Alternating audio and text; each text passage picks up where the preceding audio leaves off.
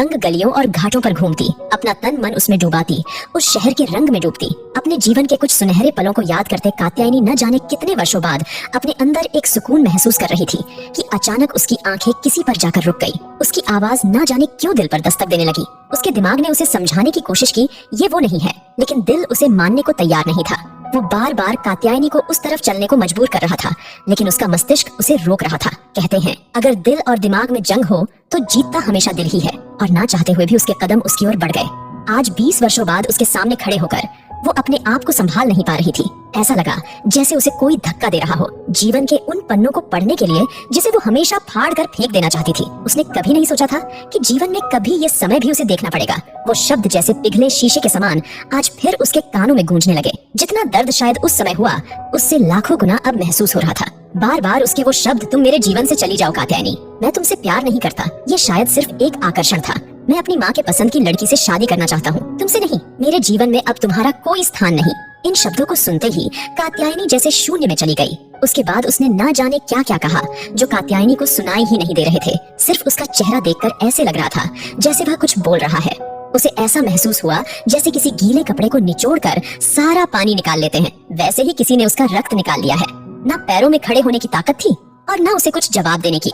उसके जाते जाते कात्यायनी ने उससे सिर्फ इतना कह पाई कि मुझे छोड़कर मत जाओ, मेरा जीवन तुम्हारे बिना शून्य है, और शून्य का महत्व भी तभी होता है जब वह किसी के साथ हो। लेकिन आज वो कात्यायनी को किसी तिनके की तरह बिखेर कर चला गया, जीवन में कभी ना लौटने को कहकर। और कात्यायनी ना जाने कितने घंटों तक वही घाट किनारे शून्य सी बैठी रही।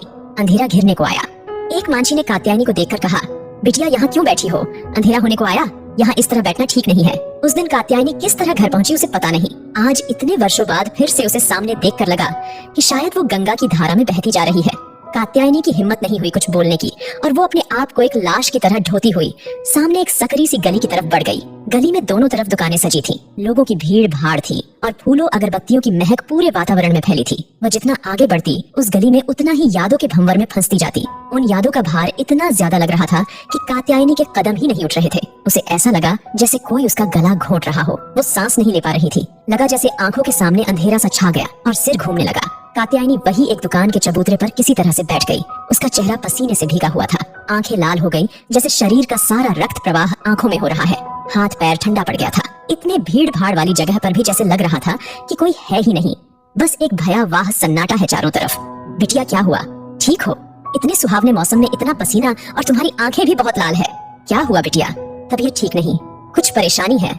मुझे बताओ। कात्यायनी ने देखा एक बूढ़ा सा व्यक्ति उसके बगल में खड़ा है और उसके सिर पर हाथ फेर रहा है, और उसके चेहरे पर एक अद्भुत चमक है। उम्र लगभग 80 के ऊपर ही लगती है। कपड़े इतने साफ के लगता है, अभी धुल कर पहने हो। उसके सिर पर हाथ फेरने से कात्यायनी बच्चों सी बिलक पड़ी। वो बूढ़ा वही कात्यायनी के पास बैठ गया। बोला, बिटिया क्या बात है, बताओ तो, मैं तुम्हारी कुछ मदद कर सकूं? नहीं बाबा, मेरी कोई मदद नहीं कर सकता, आप जाइए, मैं ठीक हूँ। बिटिया, बाबा भी कहती हो और बोलती हो आप जाइए।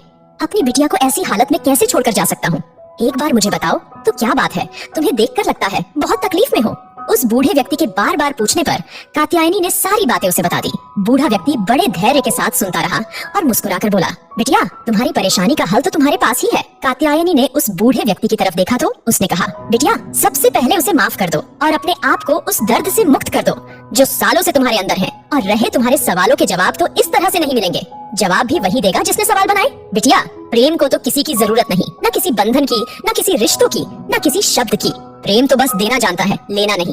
अगर प्रेम में लेन देन हो तो वह प्रेम नहीं व्यापार होता है। बाबा माफ तो मैंने उसे कब का कर दिया, दोष कभी उसे नहीं सदा अपने आप को दिया।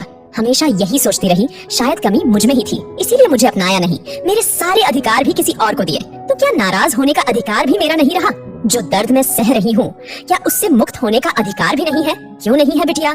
तो उसके लिए इस तरह से भागो मत, जाओ और सामने खड़े होकर सवाल पूछो। बाबा लेकिन अगर वो मुझे नहीं पहचाने तो? इसी बात से डर लग रहा है। बिटिया अगर उसने नहीं पहचाना तो समझ लेना कि प्रेम उसके दिल में कभी था ही नहीं तुम्हारे प्रति। वो सिर्फ आकर्षण था जो समय के साथ खत्म हो गया, क्योंकि प्रेम कभी खत्म नहीं होता। और अगर प्रेम है तो उसने भी उतना ही दर्द सहा होगा। हो सकता है वो फैसला उसकी मजबूरी थी। प्यार तो प्यार ही होता है बिटिया, फिर उसके लिए साथ में रहे या नहीं इससे कोई फर्क नहीं। इसे समझना आसान नहीं है बिटिया। प्रेम तो मीरा ने भी किया था कृष्ण से, तो क्या वह यथार्थ में उनके साथ जीती थी? नहीं ना, वो तो बस महसूस करने की जरूरत है बिटिया। अंधेरा घिरने को आया है बिटिया, जाओ और अपने सवालों के जवाब तलाश कर लो।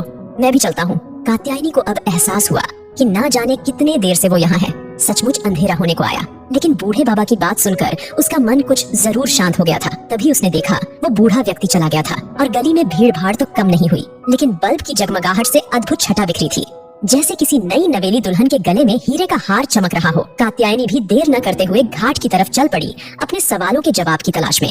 आज 20 वर्षों के बाद ही सही शायद कात्यायनी को उसके क्रोध और तकलीफ से